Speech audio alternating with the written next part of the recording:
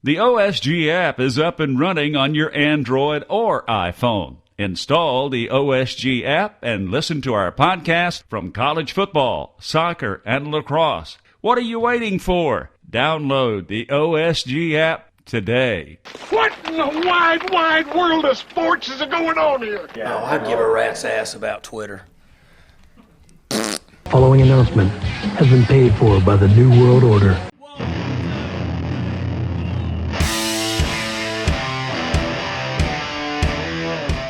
You're listening to The Review on the OSG Podcasting Network.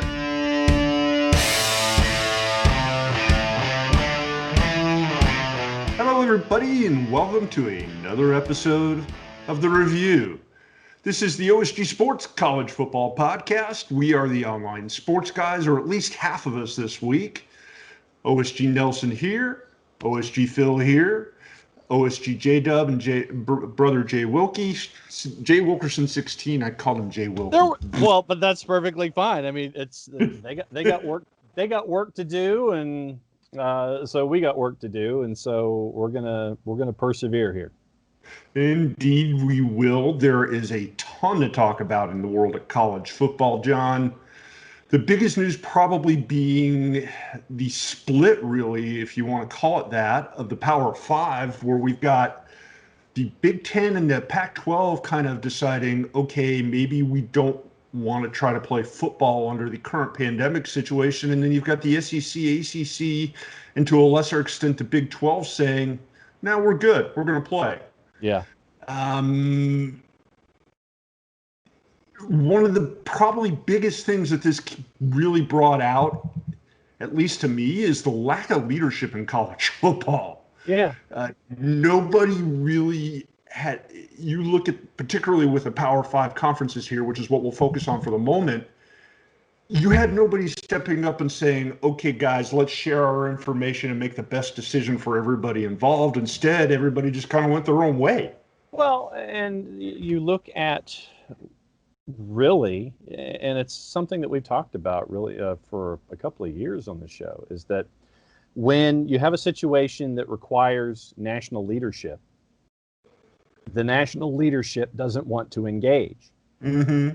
Or for whatever reason feels they shouldn't, or what have you, and the end result. Or even share information. Yeah, and so what you end up with is a national entity which comes across as either uncaring or toothless or lacking in the desire to have that national presence and be that unifying element where you have all of your Division I, Division II, Division III, what have you, all of those elements together where you can come across in one voice and come across with a unified front. And I think that what we've seen is that the Power Five conferences really, and I've maintained that CFA 2.0 is coming. And I think this reinforces the desires or the end result of the notion that the Power Fives will go off on their own because they feel that they should have their own say, their own voice, their own control over college athletics and what have you. And the office in Indianapolis, it's going to be interesting when we get to the end of this, whenever this is, whenever it comes to an end, really what the NCAA is going to be.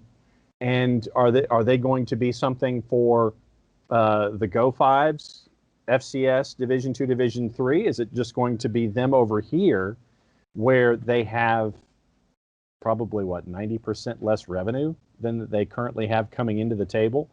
And then, especially when it comes to football. And then what about the basketball tournament? Does the Power Five sit there and they do their own thing off to the side for that third and fourth month of the year, or do they come back in under the umbrella because there's $1 billion in play here under current contracts and you just wait to figure out what's going on?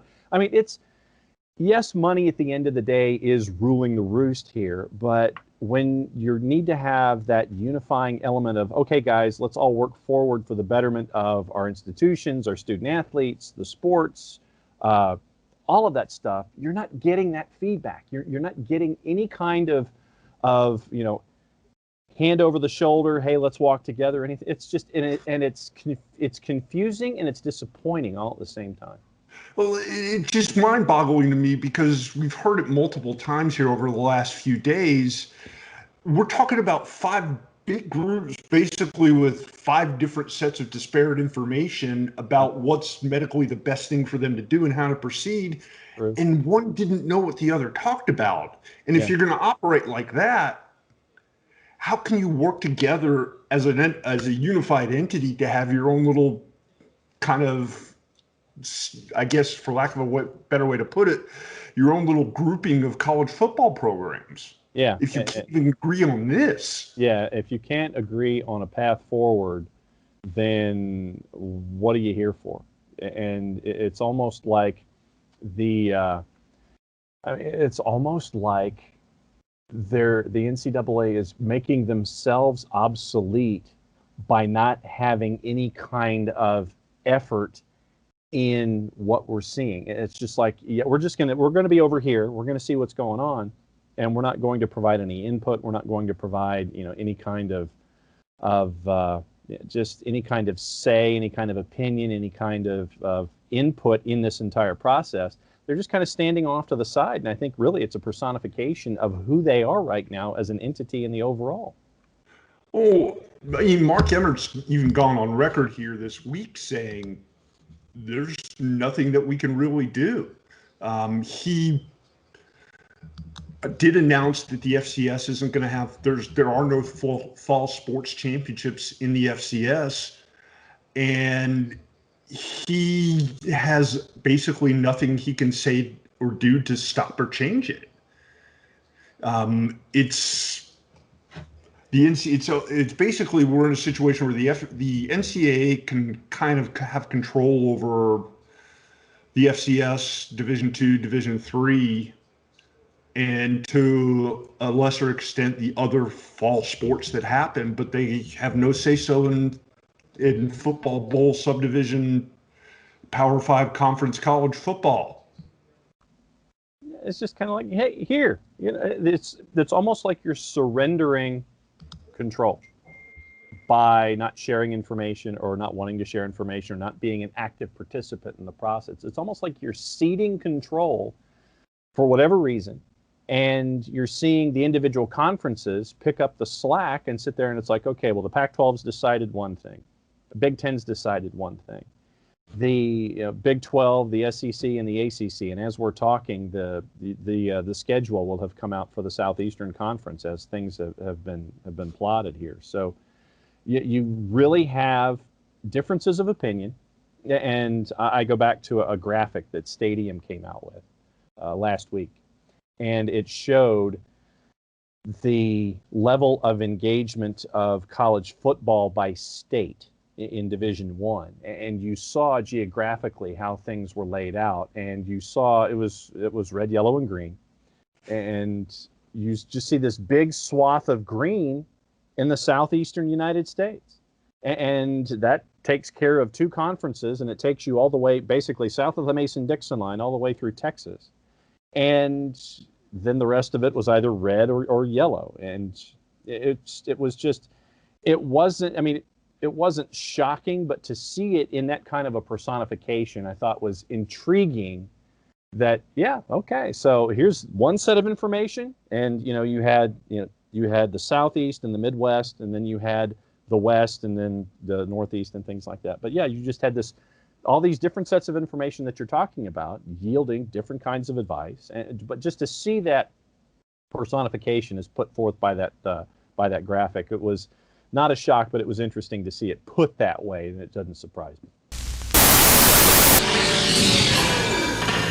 New world order. Hey, did you just see that burst of static? What is that? No. Oh, there's only one thing that I could think of, but Hey, wait a minute there, brother. let's keep going. Let's see if we can persevere. I know that my computer connection is bad. Just ask Jason when we do the show on Monday through Friday over at SDH. I know that I have issues. It might be me. I don't know. That was weird. I would things. blame me until we have a definitive answer. Just ask Jason. Jason will blame me. Okay. Uh-huh. I'll go with that. Yeah. Sticking along the lines of decisions about college football, you talked briefly there about the SEC schedule coming out.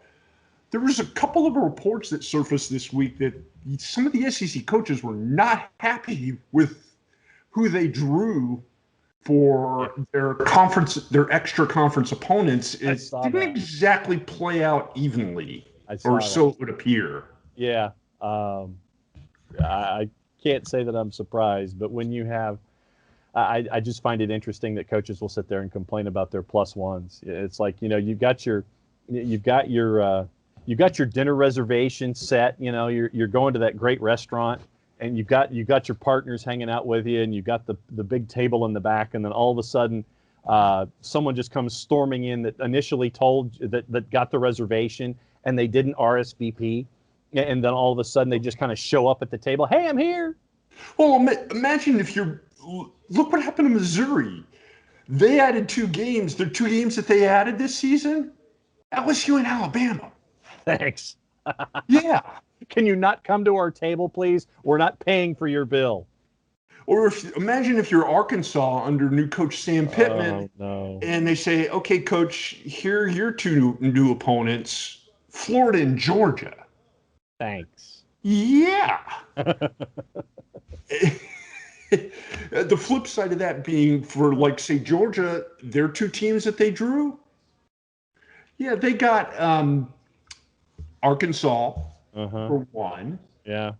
And what was the other one that they had? Oh, Mississippi State. Sure. They'll pay for that. They'll pay for their appetizer at the table. That's an easy one. Or LSU, and the flip side also being LSU gets Vanderbilt, Missouri. Oh, good Lord. And Alabama gets Kentucky and Missouri. Of course they do.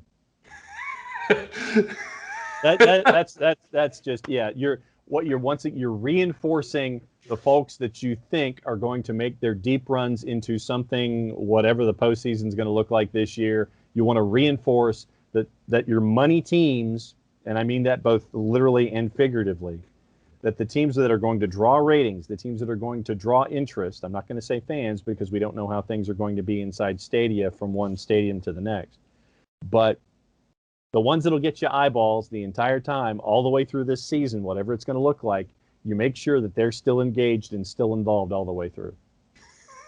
Not a shock. Yeah, the thing that apparently got underneath the skin of the coaches was the fact that the SEC made this call. They didn't make a big deal of it or publicize really what the criteria was or how they made this decision. And they just kind of said, okay, this is what we're doing. Yeah, it's like, here you go, guys. Yeah, if you're a new coach, or if you're a team trying to struggle to become bowl eligible, whatever that is going to turn into this year, that's going to be, yeah. If you're looking at being one of those other 2 and not just chasing after a national championship like an Alabama or an LSU or something like, or a school of that nature, to see that other end, you're like, come on, man, it's stacking the deck, but I can't be surprised. A couple other things I wanted to kind of touch on here in the first block of the show. Right. Have you seen that there's, I think, the Penn State alumni group, or along with some players, and now Justin Field and some others are trying to petition, organize, get an audience to try to convince their conferences to change their mind and play. Yeah.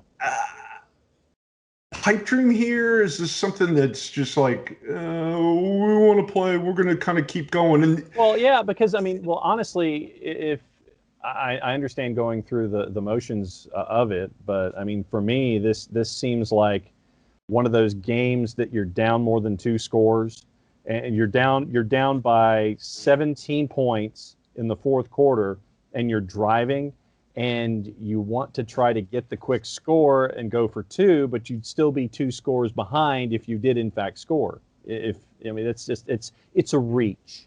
Hey, John. You know, it's a tough job, but somebody's got to do it.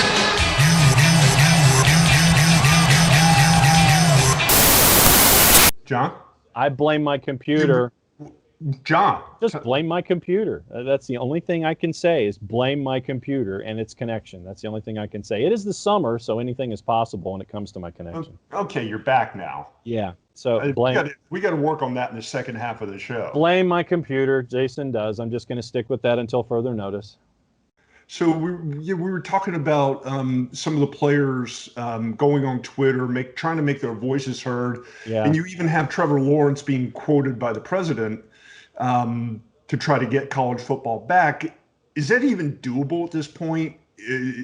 Define back. I mean, I don't think you're going to reverse the decision of the conferences that's what I'm talking about. I don't think you're going to be able to reverse any decision, because I think that if that would have happened, it would have been with Nebraska jumping ranks and going to a conference or something like that. They couldn't jump ranks. And that's the thing, is like you have all the lawyers would have been the only ones that would have won that one if Nebraska had decided. It's like, okay, tell you what.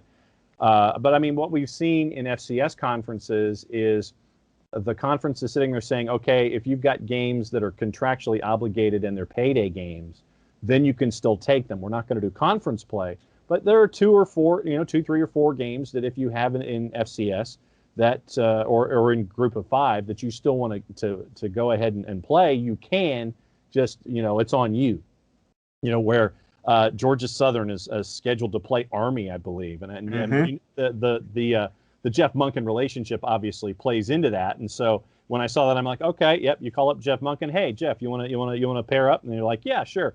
So you're going to have these wild card games just so you can have something resembling a season. And I know that you're going to have some Go Fives, you're going to have some FCS to try to piece together a schedule, because once again, not knowing what bowl eligibility is, and we've only had the one bowl game canceled so far out in California with Redbox. Right now, with the 3 conferences plus the American and everybody else, I mean, we went over the numbers last week, but there's always that chance that if you're bowl eligible and you're in a Go 5 school, you could make it to a bowl game, and you can put that on your resume, and you can get that as a part of your resume for 2020. But I don't even think they're going to play bowl games this year. I don't know how they could, even under the assumption that everybody plays and there's enough teams to be eligible to do it. The regular season, essentially, with the schedules being pushed back, isn't going to end until mid-December. Yeah. And we talked about that again last week, how they would have to compress the schedule and basically try to squeeze in 40 games in 10 days. Yeah, but the thing is that everybody sits there and looks at that kind of stuff. We look at the playoffs in every other classification other than Division I. What happens when when their regular season schedules are over in FBS D2 and D3? What happens? Next weekend, you're right into the playoffs. So I could see it as a schedule continuation, just depending on where things lay out. But I could see something like this happen. I don't know how many bowl games make their way through, but I could see a decent portion of them making their way through, because there's a certain network that with their events planner and programmer, they're going to need programming. And so they're going to try to come up with something. Yeah. John, what? I can try to fix this in the edit, but I don't know if it's going to work. You're a better editor than I am, so I'm going to just try to plug and unplug in the commercial break, and we'll see what happens. How about that? All right. Well, we'll get to the last question here in the first block of the review, assuming that everything works here and we can get to the second half. Yeah. And I kind of started to broach on it here in the last question. This isn't something that we're going to wake up next week or the week after, and the Big Ten and the Pac-12 are going to say, okay, maybe we were wrong, we're going to go ahead and play. Well, I mean, anything is possible. I don't see information changing. It's just as abruptly as they announced their schedules for this season, and then 3 days later, what you're doing with these conferences is you're sitting there and changing your mind. It's like, okay, so we could reallocate our resources in one direction now. I mean, literally, if you look at what happened with the Pac-12 network, if you follow Twitter, you saw that Mike Yam, his contract was not renewed from the Pac-12 network. And so you have all of these ancillary ideas that were put in motion because of things that supposedly aren't going to happen. Mm-hmm. So then what do you do in changing your mind? But, you're looking at, I think that once you go past a certain point and you sit there and it's like, well, no, we can't. It would take more effort to say, yeah, we're back on now that we've already had that first definitive decision. So I think that it would be a lot of legwork to try to get an entire conference back online. I think that if you see, Wisconsin, we saw that Wisconsin's going to continue practicing up to 20 hours a week. So there are some folks who are still trying to keep their student athletes engaged, and I could see some teams given special dispensations, like, no, we're for this year, we want to just have competitions and we'll play those wild card games with other conferences and things like that. I could see it. It would take a lot of logistics. Yeah, last question here before we wrap up here on the first block of the review. Yeah. Here on the OSG Sports Podcasting Network. I almost forgot to say that. There you go. Nice plug. Is a spring schedule even realistic for some of these schools that have kind of punted down the road? I really don't, because so let me get this straight. What you're going to do, and I know the Jeff Brom plan is out there for an 8 and then a 10. Are you honestly going to sit there and tell me that playing 18 games in a calendar year where you play in the spring, you take a break, you come back, how is that any more healthy for your players than just saying, okay, we're not going to do something? And then I think that the idea of the spring schedule is just floating an idea out there. I don't know how much merit it has, but the notion of playing a spring schedule and then a fall schedule, I don't think is taking into account the full health of your student athletes, especially with that kind of a quick turn or something like that. However you want to phrase it, I don't think that you would have the healthiest individuals in that fall season because of everything that they had to go through in that first season, whatever form it took. I think that the injuries that you would have would be a lot larger at the beginning of that fall season because of the recovery effort that you'd have to make and keeping everybody up to speed and up to shape to go into that second season, whatever form that would take. Yeah, and I get that. And the other part that you have to factor in is, particularly if the Big Ten and the Pac-12 are to at least attempt it, one is they're essentially going it on their own. Yeah. The other being anybody that considers themselves an NFL prospect within those. You're not going to play in you're not going to play in that spring season, because as we're seeing right now with athletes who are opting out and high school athletes who are opting out right now, if they don't think that their status is going to be improved or maintained by them playing because of what everyone is facing with COVID-19, we're seeing top 100 and top 200 high school athletes around the country opting out because you don't know when your schedule is. You don't know if it's going to be slid. You don't know what it's going to look like. You don't want to jeopardize your own personal health. And if you're a high school, let's go back a step. If you're a high school and you slide your schedule to spring, which is what we've seen after the first of the year, what makes you think that the athletes that early enroll in colleges and take advantage of the early signing day, which is December 16th this year, that they're going to sit there and say, yeah, I'm going to hang around and play this schedule for my high school after the first of the year? There is no way that stuff like that is going to happen. You'll have some of the most wide open competitions when it comes to high school football championships that you'll have ever seen because of all of the athletes that you lose because of early enrollment. But what makes you think that these athletes who want to have their chance at the CFL, the XFL, the NFL, any other place that they would like to perform at the next level, that they're going to hang around? It's like, yeah, I got some time. Yeah, I'm going to hang around here. Well, yeah, I'll play your schedule. No, you are going to have athletes leave because they want to further their careers and their livelihoods. And you could have an interesting spring schedule because you won't have everyone that you would have in a normal fall schedule.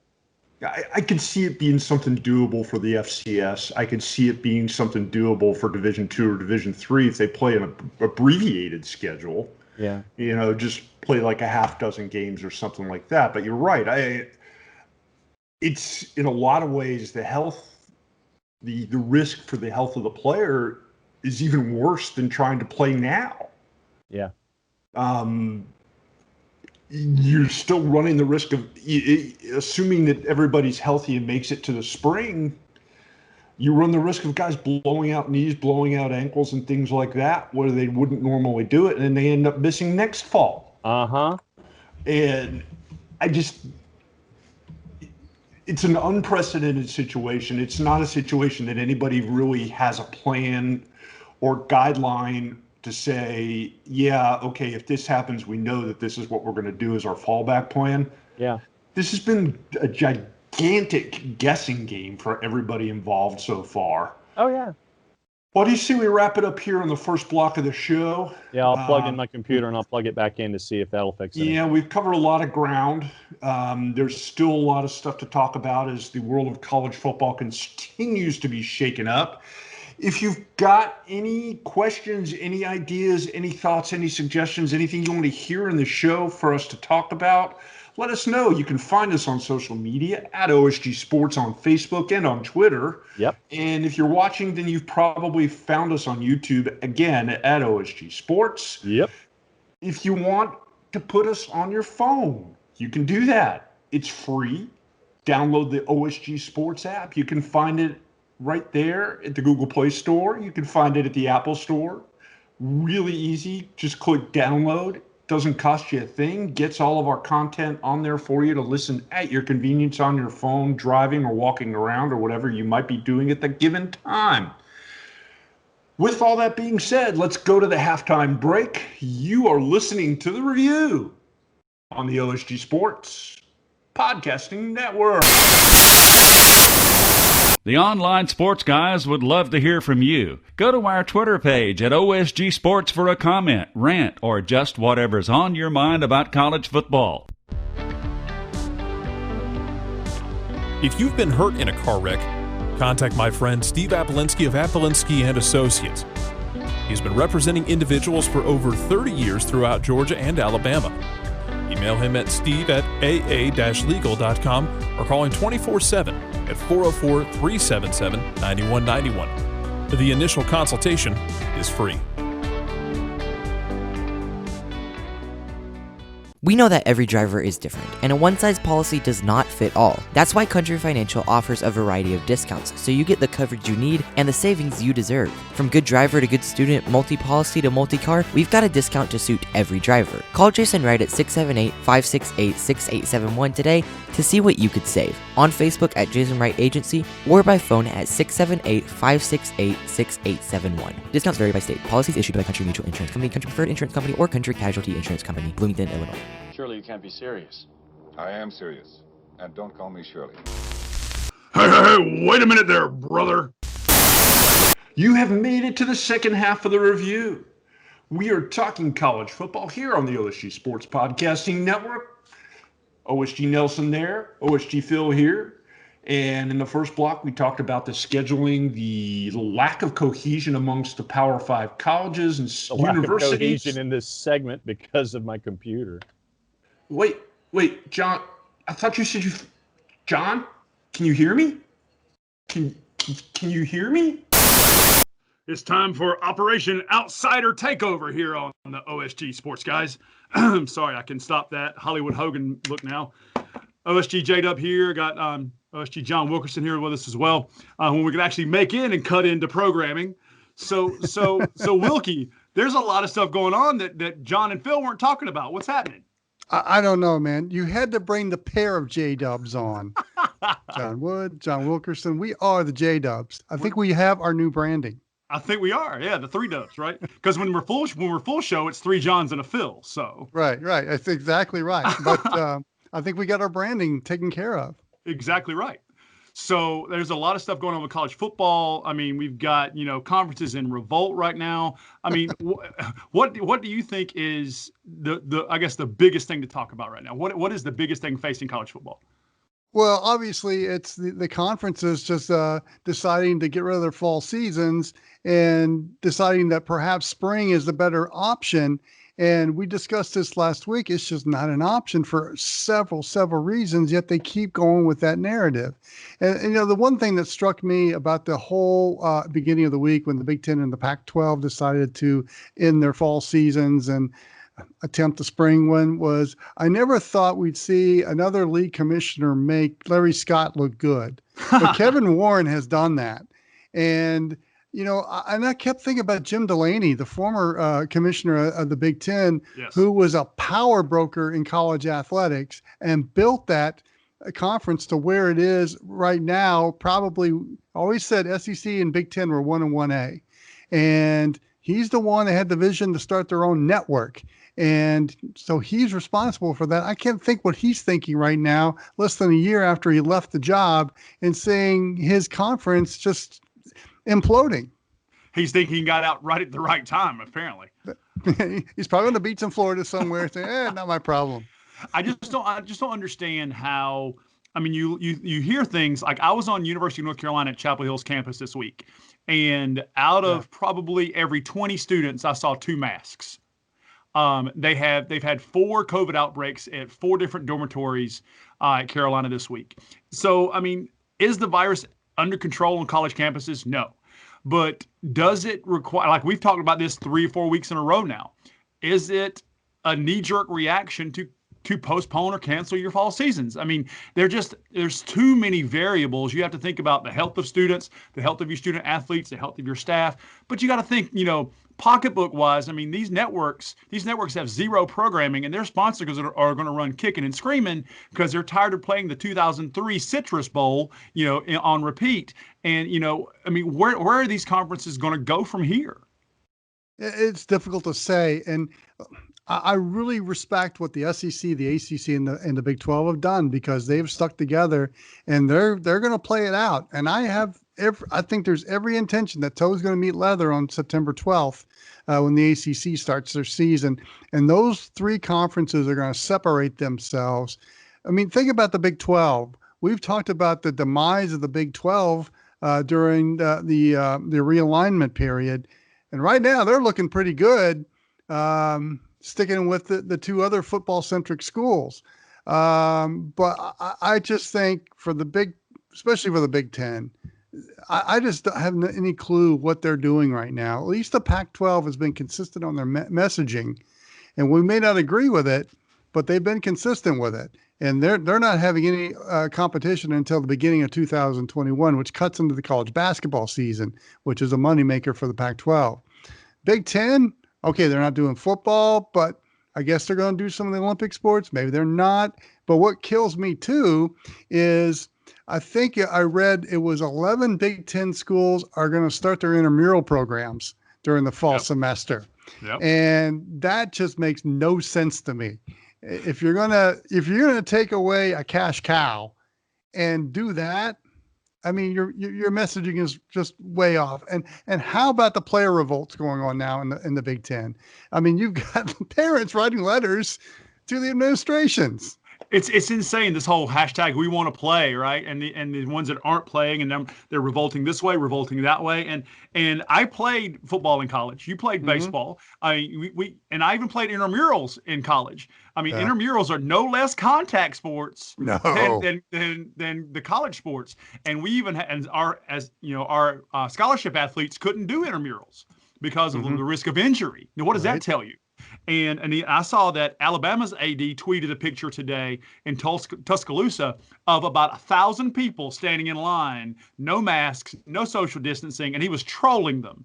So, you get it's insane how this is just getting away from everybody, and how you can't take away one and then allow another. It's like, let's have students Let's have students in dormitories, right? Mm-hmm. Let's have students, doing rotating classes, but you can't play tennis, right? Tennis, your guy's way over there. Yeah. So I mean, there's got to be a compromise somewhere. And you and I have covered the ACC a long time, and I'm up here in ACC country, and you've got the ACC, the SEC, and the Big 12. Now I'm a Kansas fan, so I'm learning all I can about the Big 12. Never had any reason to think about the Big 12 until now. It's a great league. And they're going to come out of this smelling like a rose, I think, because they're going to cement themselves as the power conferences, right? You've got the Power 5. Now you're going to have the Power 3. Well, J-Dub, don't discount the American. True because that. They are sticking with a fall schedule. They've always fancied themselves as the Power 6. In fact, that was a slogan of theirs a couple of years ago.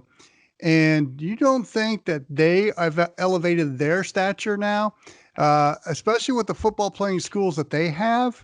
I mean, it's not out of the realm of possibility that if those three conferences continue on and there is some kind of playoff, why is that American team the fourth team? I mean, think about it. I mean, that's a great point, because that makes that block of four, makes scheduling really easy to do there. Yep. And I've been trying to ask myself this next question.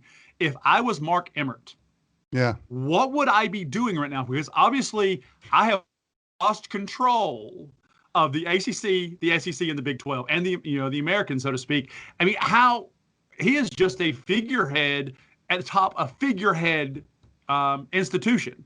I mean, how long before the NCAA basically disbands? Yeah, because it has zero control. He's fangless, and well, that begs a larger question if you're talking about losing control, because now the NCAA tournament is in play, and that is a multi-billion-dollar industry. With Turner and CBS paying the freight there, you have just screwed that over. And so if you're Mark Emmert, you're thinking, I think it's time to retire. Look at my legacy now. But one thing I wanted to bring up, J-Dub, and think about the fans, and especially in Big Ten, Pac-12, there's college football fans up there, just not as passionate. Having lived out there for a while, I kind of got that. But Big Ten are passionate football fans. Columbus, Ohio, Ann Arbor, Michigan. I mean, you name them. They've got a great fan base. Penn State. Psychologically, what is this going to do to the people in those regions? We keep reading the stories about the economic impact and the mom and pop shops that relish these football weekends that are going to be gone. The psychological impact and perhaps the mental issues that may come out of that. I mean, it's a real thing. Yeah, because I lived in Spokane, Washington for a while and actually covered Washington State when they played Michigan in the Rose Bowl. That was the Greasy versus Ryan Leaf Bowl. Yeah. And there were some fans in Pullman. There was a good Saturday every day. Before. So, but the Pac-12 is just a different monster when it comes to fan base. You think about Georgia fans or Alabama fans or Tennessee fans versus the Stanford crowd. Yeah. I mean, it just they have different priorities. So the Pac-12. It is not an issue, not necessarily as big an issue, but a fan base that's hungry for football. It's hungry for, even Kansas fans, as I'm starting to learn in Big 12, some of these fans, they haven't won a conference game in like 10 years, but they're still rabid about their sports. Now, granted, they're a basketball school, and I think they're going to be watching how the NCAA basketball tournament affects with this. But I think that's a piece, Wilkie, that we haven't really talked about, is the psychological impact on fans. And I think that as a fan, granted, you and I are both fans of very lackluster football teams. So we're there because we have heart. But I think that those rabid fan bases need to be taken into account, because if football is being played in a conference that's not yours, you're going to be kind of supporting that other conference just to be able to have your football fix. And I think that that's where the Big Ten fans, if Big Ten doesn't play football in the fall, they're going to start, the Midwest, they're going to start looking at Big 12. They're going to start looking at SEC and ACC play. And I think they might actually, some money from them going that way. And I think, I don't know, how else do you combat that mental heartbreak? Well, Nebraska, basically threatened to leave the league, and now they've been kind of beaten down a little bit. So they've kind of backed off on that. And I thought that was the hope right there. Think about a Penn State fan. Okay, you're not playing football yet. You go down the road to Pitt, and they're playing. Think about an Iowa Hawkeye fan. Great fans in Iowa, and they can't play, but Iowa State down the road and Ames is playing a season. I mean, that's just got to be confusing for those two fan bases in state, seeing that the rival school is still playing. It just boggles my mind. And the fan aspect is kind of what I've kind of worried about, because college football fans are passionate, and I mean, it's a great time of year, and you hate to see it like this. And let's hope that the big three. Well, let's call them the big three. Oh, yeah. Let's hope they continue down this road, and we have some kind of season. And psychologically, for the rest of the country, they need it. I have a high school actually reference to that. Q Tucker is the commissioner of the North Carolina High School Athletic Association here in North Carolina, and one of the oldest, most storied football coaches at Murphy High School in Murphy, North Carolina, is literally right across the border from Tennessee, right? Murphy is the furthest point west in North Carolina before you hit Tennessee. Okay. He sent a letter to Q saying, how is it for me that my football team can't be on the field, but there's a high school 5 miles from me into Tennessee that's full pads in practice? I don't understand how different states and different conferences can handle that. Like the Pennsylvania issue, I don't understand how you explain to Penn State that they're not playing when you got that's just a great example. And there's got to be some kind of, I guess, not necessarily compromise, but there got to be a way to work in state that I've said this since day one, that canceling fall is crazy. I know that it's a health issue, but there's a way around it. There's a way to make this safe. There's a way to do it and not screw the pooch and kill everything. Because moving this to spring, I don't want to be an AD at all if I'm trying to schedule all my spring sports and all my fall sports within a 6-month period. Because I'm a college umpire in softball, and I do high school basketball, and those sports are overlapping in high school, and the conferences going on in college. I mean, literally, there's not enough to go around, and umpires are going to be affected. Referees are going to be affected. It's just not infected, affected. I don't want to wish that on anybody, but I mean, the ripple effect is real, and I think some of these, like when the Big Ten jumped on it first, I'm like, that's a mistake. That's a mistake. And I think the 4 conferences that are still playing are going to come out smelling like roses when they go through, have their season, and not a whole lot happens. Because our high schools are going to a 7-game season in the spring. Yeah, well, especially with the news coming out about the saliva testing now, that is much, much cheaper. And now that makes the Big Ten and the Pac-12 look terrible, because they rushed through a decision. The other thing to bring up too about the spring football, I mean, your stars won't be there. I don't want to see Michigan and Ohio State play on a balmy May afternoon. It just doesn't fit. It kills the whole narrative. It kills the whole feeling. So much for the boys of fall, the frozen tundra. No, I don't want to. They're melting out on the field. It would have a USFL feel to it. Of course, we reach out to The Rock since he bought the XFL. So see what's going to happen with that. Exactly. But I mean, there's so much going on with college football, and there's so much unknown right now, and it seems like the science about COVID-19 changes on the daily. And looking forward, can the Big Ten, can the Pac-12 survive if they backtrack? I mean, if they just say, look, they're staying, okay, maybe we made a wrong decision, we are going to play. A, do they have enough time to make that decision? And B, could they survive with the egg on their face if they did? Well, I don't have any confidence in the Pac-12, because I think those college presidents are pretty united, in the most part, about not having a season. Look, Southern Cal is the football power in that league, and I don't see them barking about the fact that they're not playing this fall. And that to me is an issue. The University of Arizona, you talked about fan bases. Arizona, to me, is an SEC-like fan base, having lived there for a while. They love their Wildcats, especially football season, and I haven't seen much as far as pushback from them. So I think the Pac-12 is kind of united on that front. But the Big Ten, okay, you've got the player revolts. You've got confused coaching staffs right now, wanting to play but afraid to say anything, or when they do say something, it's not on the party line. I think the Big Ten has the most to lose because, again, they're up there in college football lore. I mean, Michigan, Ohio State is the classic rivalry in college football. And you have these great trophy games, and you've got, I mean, great programs. I mean, Iowa and Penn State, great traditional programs, and they are just in. Their heads are spinning. They don't know what to do. There's no precedent about this. Well, even with the pandemic in 1918, when you start reading about that, they played a limited season, but they still played, and they had fans in the stands. And oh, by the way, most of the fans had masks on. So it boggles my mind. I just think the Big Ten has the most to lose here. And Kevin Warren's tenure as the commissioner, he ain't looking good. Tick tock. Yeah, he's on the clock. And you keep bringing up Ohio State. I mean, Justin Fields. I mean, he is, some would say the Heisman frontrunner this year at Ohio State. He started that petition to get the Big Ten reinstated.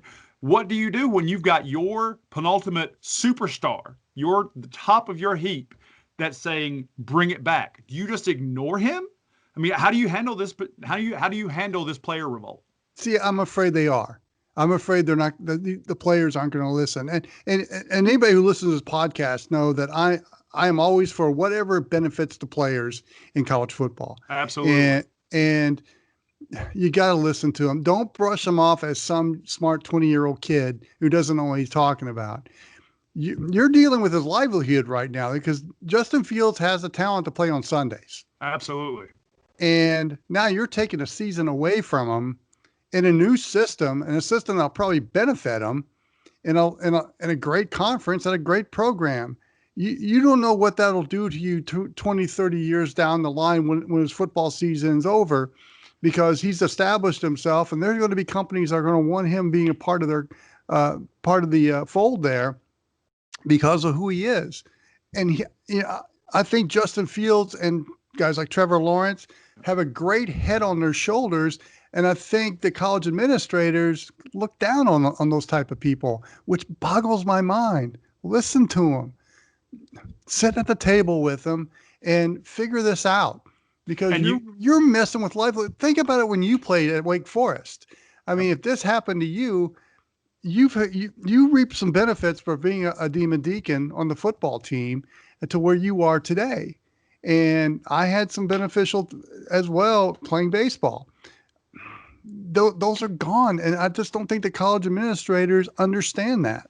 And you look at it, you as a college athlete, we're a family, always a family. Yeah. And you what you do for one, you do for all. And I know,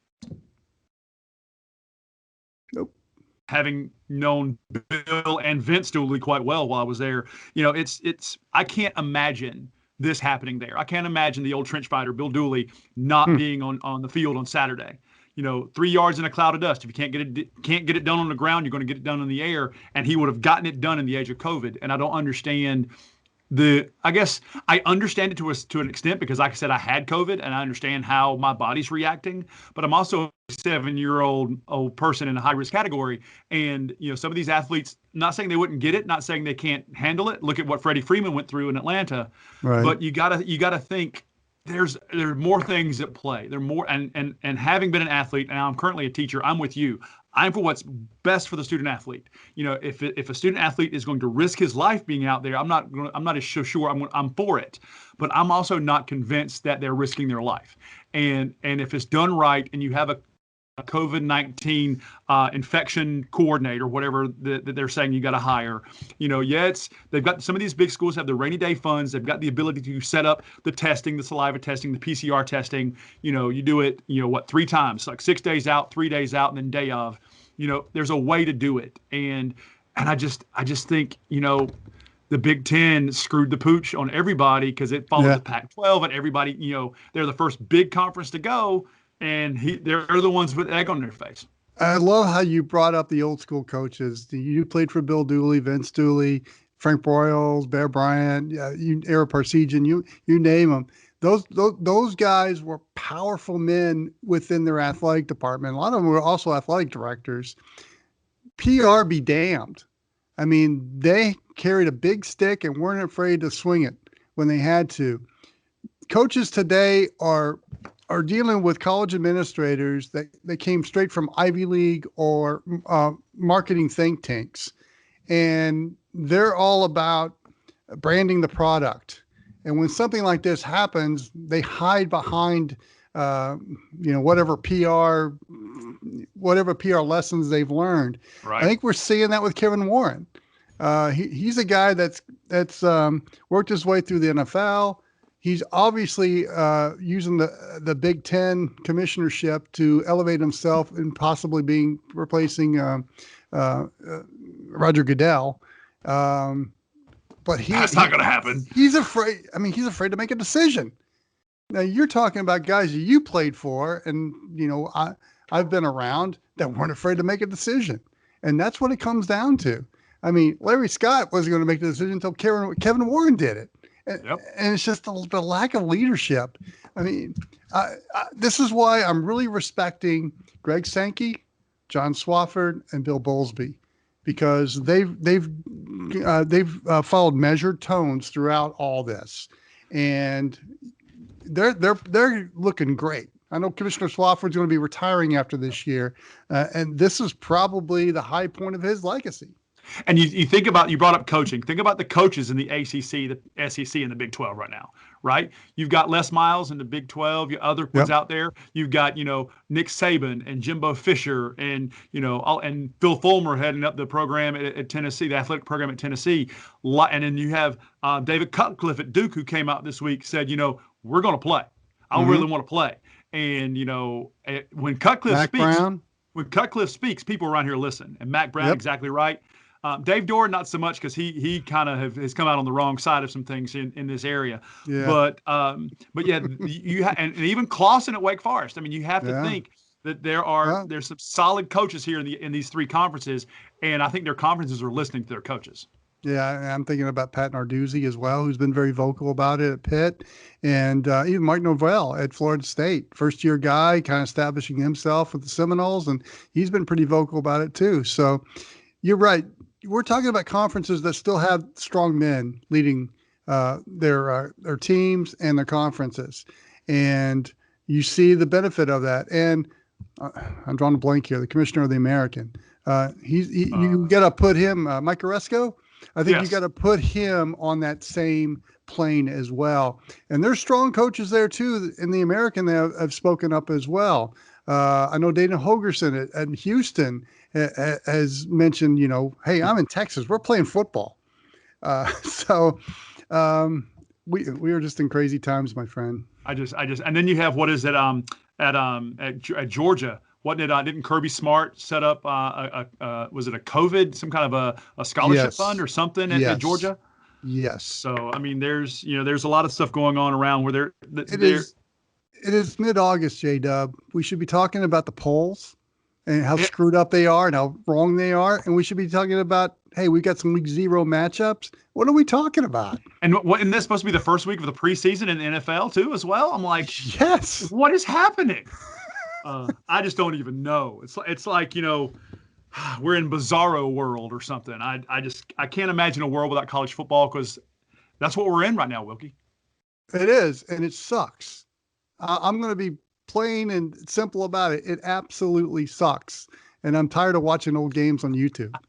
Now, I tell you, that Citrus Bowl I've seen like 3 times a day. But I mean, I know Phil and I both have spent many a year with a camera on a sideline of a football game. Oh, I did too. And this time of year, the boys of fall, there's nothing like it. Now, granted, I played football. I'm a little partial to this sport. I'm a little partial to this time period. It's a gladiatorial sport. Just like in the Great Depression, you need something to live vicariously through. They had horse racing. They had football. It was still here. And the fact that we're on the precipice of it not being here, I mean, literally, I don't even know how to react to that, except, are you kidding me? Yeah, no kidding. Oh, my gosh. And don't get me started. That's a whole nother show for the J-Dubs. Yeah. But let's go ahead and wrap it up, Wilkie, because this is our New World Order outsider takeover episode. What are you going to do about it, brother? I got my whole microphone and everything. I'm going to drop it, right? The mic drop. So I'm not the same without the the long flowing blonde hair and the handlebar that Hulk had. But hey, when you're bald, that's all I can do. Well, I mean, the bandana is perfect, and the little scruff. I tried to put it on. There's a little marker. It worked. John, are you still there? Yep, right here. What the heck was that? I think we got invaded. We must have. I don't know how the heck that happened. Well, it wasn't for once. It wasn't my computer, so I'm happy about that. Yeah.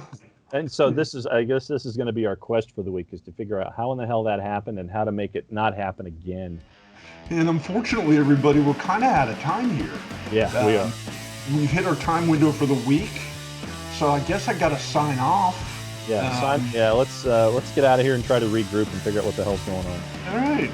For OSG Nelson, I'm OSG Phil. Still not exactly sure what the heck that was that just happened, but hopefully by next week we'll figure it out. In the meantime, y'all have a great week, and we'll see you again next week.